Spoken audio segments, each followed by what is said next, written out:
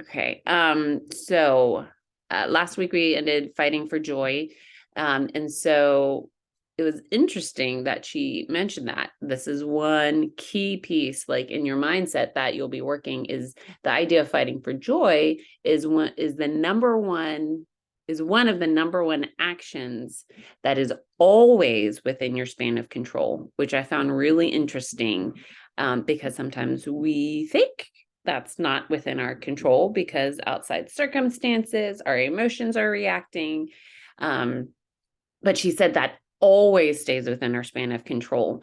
And so the key thing she talked about, of fighting for your joy, means to tap back into what you love, or even you find one aspect of your job, sport, hobby, family, farm, life, that brings you delight.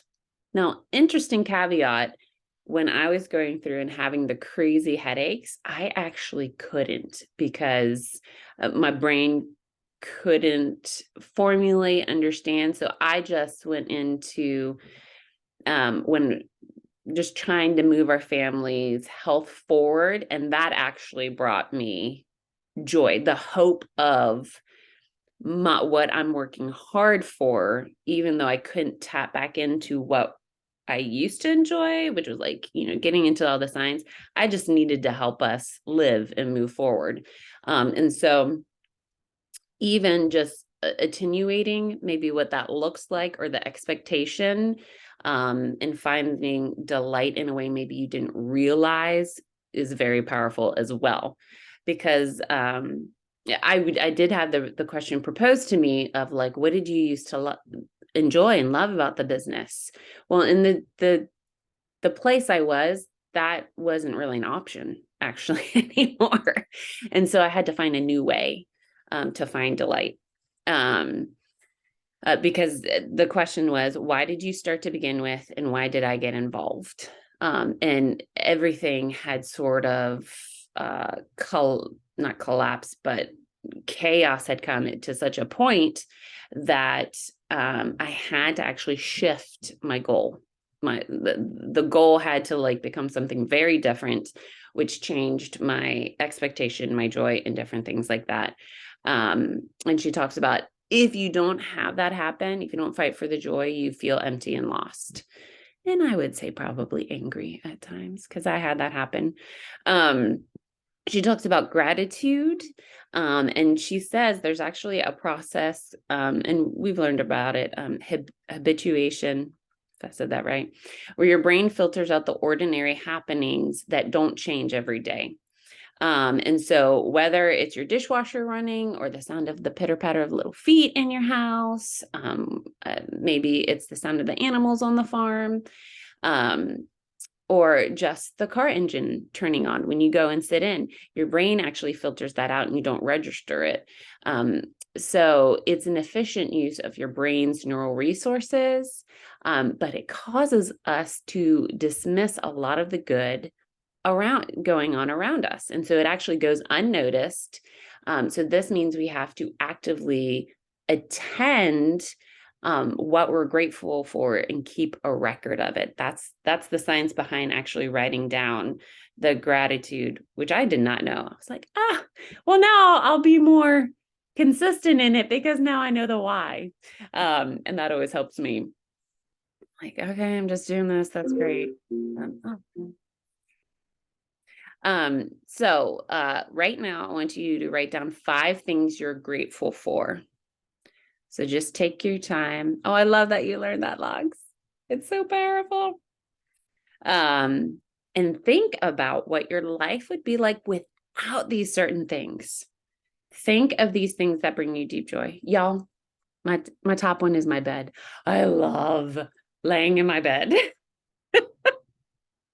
And my family, I told my husband, I was like I get in at night and it just, I love it. Clean sheets, it's soft and comfy, and my body feels great. And at the end of a long day, and he's like, oh, I know this about you. I was like, really? I just figured it out. So write those things down.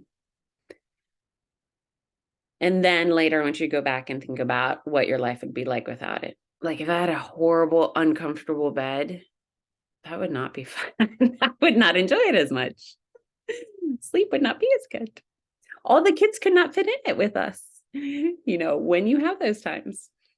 Even the dog. All right, so lifetime of learning. So making that a habit, which is what I love about our business, because we actually do develop the habit of learning again. I feel like, school is different when you're made to learn. It's a different skill to learn learning, if that makes sense.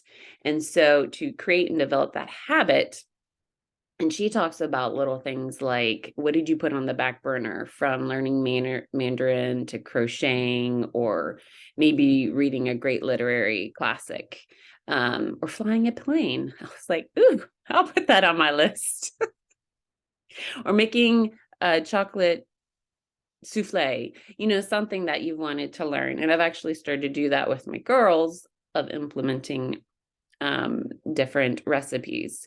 And it's been very, very fun. And she goes, take action. Don't think about it. Just write down the things you've been wanting to do and then take an action on one of them. Don't try to do them all, but just take an action. Either find a fun recipe or sign up for a class. And then she talks about technology detox for sure. Don't look at your phone an hour before bed. Pay attention and internally note every time you feel the impulse to check your phone. And then when you notice the impulse, ask yourself, am I checking out of habit? I have found that the impulse is driven by a thought of needing to reach my goals and all those things. And so I've had to navigate trusting the Lord and speaking to myself and saying, God, I don't need to pick up my phone right now. You're the one speaking to the hearts and minds of people. You're the one that is developing and helping my team. When the time is for me to grab it, then it will be fruitful. All right. So when you're interacting with people, refraining from being on your phone, just finding tech-free things, really, it's balance, y'all.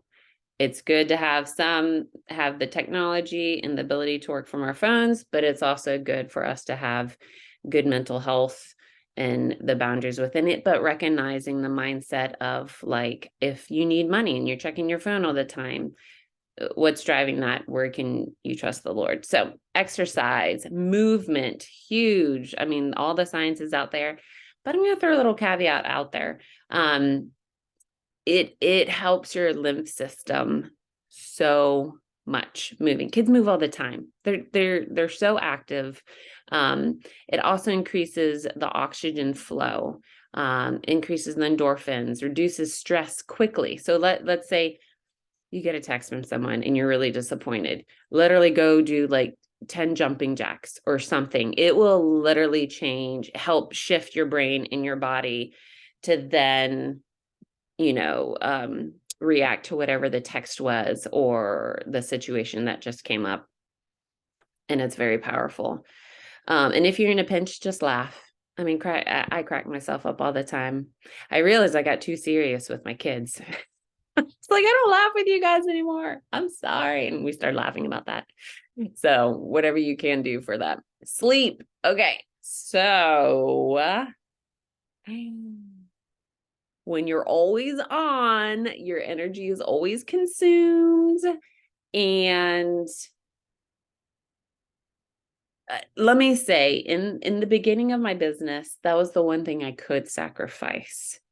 In the long game, if you've gotten past that, or maybe there's areas where you do spurts, it should not be a long-term thing of sacrificing sleep. It really hits your ability to cope, maintain resiliency, and it increases actually your stress on a cellular level, just the lack of sleep. Interesting. This is something you can post about. 40 million Americans struggle with some kind of sleep disorder. It's a lot of people. A lot. Now, we have things that help with that because a lot of that's gut driven. But a lot of that is also people just sacrificing sleep. There's so much repair that your body does when you sleep. And then it's counterproductive if you to try to fall asleep when you feel restless and you have stressful thoughts. If that's the case, she says actually go to another room, sit in a chair, write down something, read a book so that you're physically moving from where you're supposed to be at rest, going to a place where you can sort of work through it and then move back to a place where you try to enter that rest again. And so questions, how full is your fuel tank? If it's been feeling like empty, ask yourself, when is the last time you had a good night's sleep or a good sweaty workout?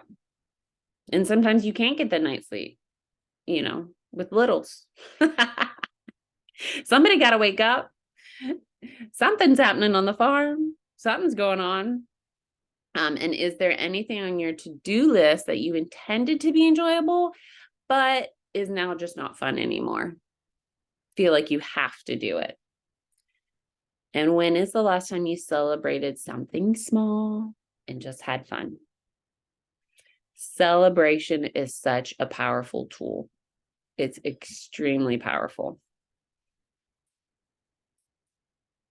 All right, so we're going to talk about, and really use that laughter tool. It's really easy. Like right there. All right. So when you have to work through different things and staying grounded, you'll have like crucible moments, is what she talks about. And how you handle these crucible moments is the greatest predictor of long-term success, which is what we want, like in all areas of our life.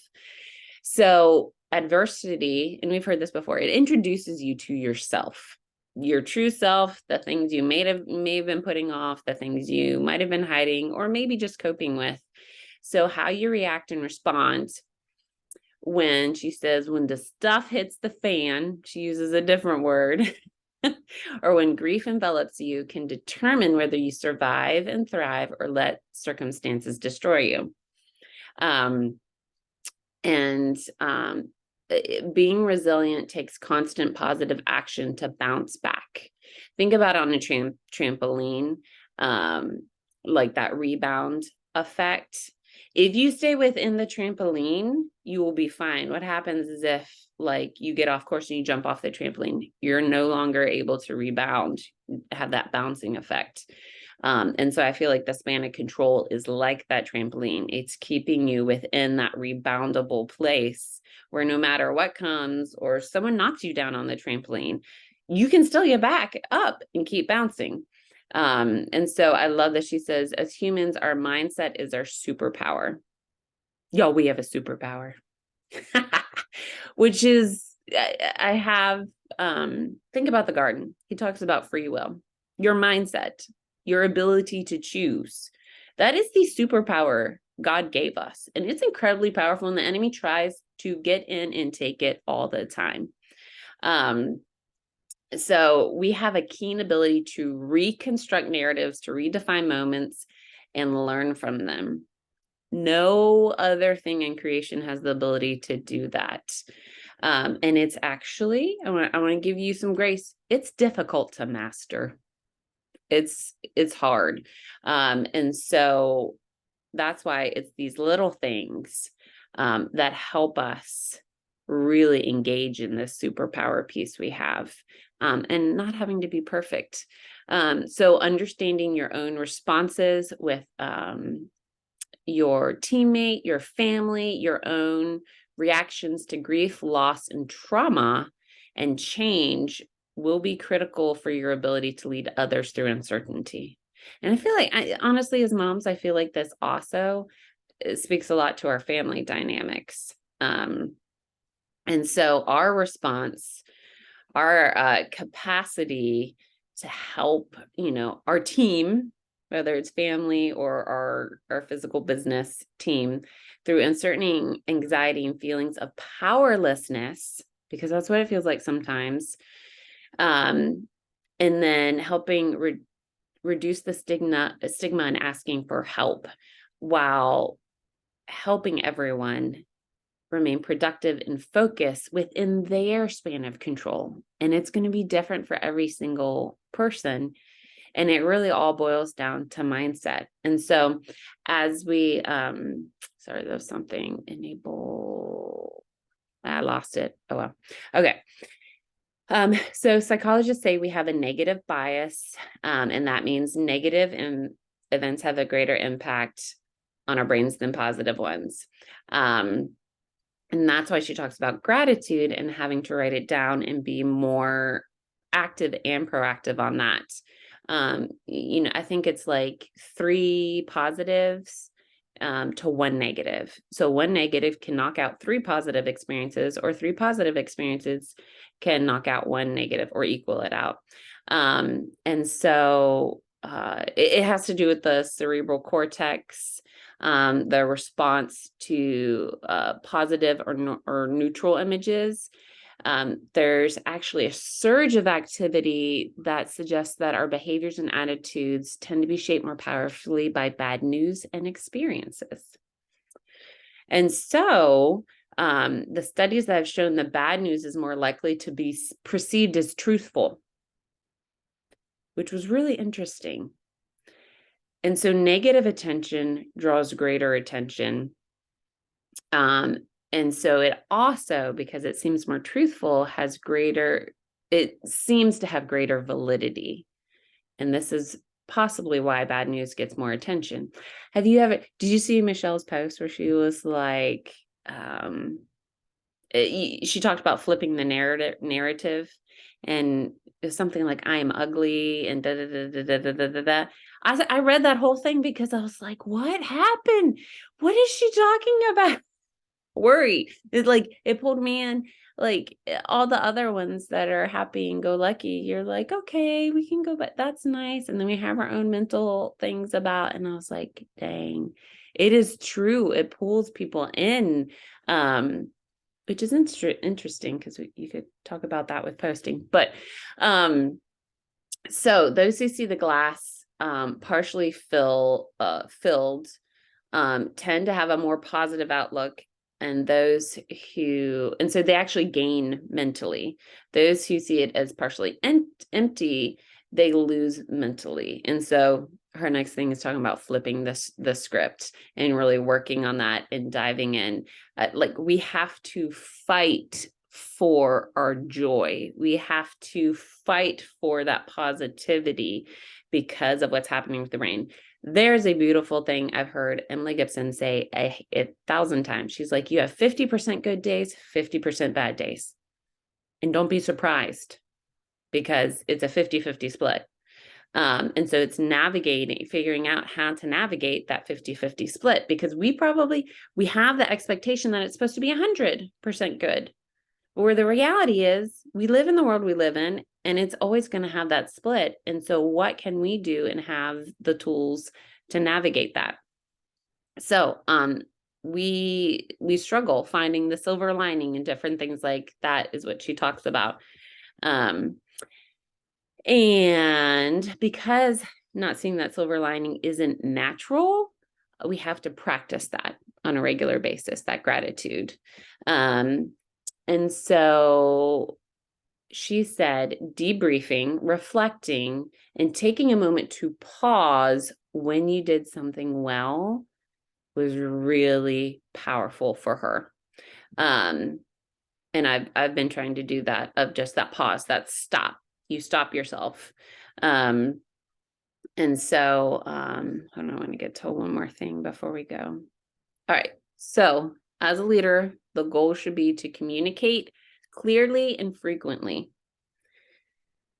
And what that does, it helps your people, your team have accurate information in times of uncertainty, which is really good. Be predictable and consistent. And typically that communication will help let people know how predictable and consistent you can be. Know your people well enough to get them the resources they need to help manage through crisis. Reinforce your organization's values, and let your teammates know why they are valuable. I've noticed that with my family. of just saying, hey, this is what you did great today. This was so much fun when we got to do this together. Even doing that with my teams of like, wow, that was a really good idea you had today. And different encouraging things. Be calm, which as a mom, I feel like we practice that every single day. Ask them how they're doing and what you can do to help. Say thank you so people know they're valued, and acknowledge and celebrate success. Really, she says an attaboy goes a long way. And then this just helps further increase chances for success and helps create buy-in. And so our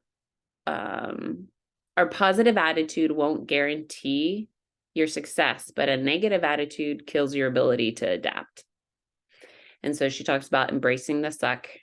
I'm going to take just a couple more minutes, if that's okay with you guys. It's funny how she words things. But she talks about when sometimes what you have to do, it just stinks. It just sucks. You don't want to do it and you have to do it anyways. Your commitment, your grit, your resilience will be tested. And during those times, you just choose to remain flexible and willing to continue to do the work. I just like when she said that, I was like, yes, that's what we've been doing. And then I want you, not only can others speak to you, but you can speak positively to yourself, because there's the science of positive, it's called positive reappraisal. It's the praise of something you've done. So if you've done something hard and you're like, I really didn't want to do my IPA, but let's say you didn't hit your numbers that you wanted to in your goal today, but you sat down and you got one message or you did one thing, praise yourself for doing that. Like give yourself, be like, okay, we did it. This was, I didn't want to do it at all. I wasn't even going to sit down and you did it. Go girl. Like you can get and like video yourself. And so I'm just going to wrap it up. So understanding in times of chaos and when we're trying to figure out how to navigate, literally, maybe it's multiple balls of chaos being thrown. We feel like we're juggling it. This book, I would highly recommend just reading it. It is so, she takes a lot of what we've talked about from failing forward and all the different mindset pieces, but she puts it together in a way that also has actionable steps in it, which I really appreciate, because when you're in a time of crisis or duress, it's a hard figuring out the actionable steps of like, what the heck do I do? And so literally what she says, she takes a Post-it note and she writes the 3 things and then puts that Post-it note everywhere. And those are the 3 things she's going that have to happen today to get to keep the ball moving forward. And you can only pick 3. And she literally will have it on the back of her phone. She'll text it to herself so that she knows that at the end of the day, if she didn't get the 100 lists done, if she got those 3, then that's it. And then that night she revalues what needs to be done the next day, writes down the 3, runs up and gets going, and has those 3 things that are always the priority. And that has been super helpful. So let me stop the recording.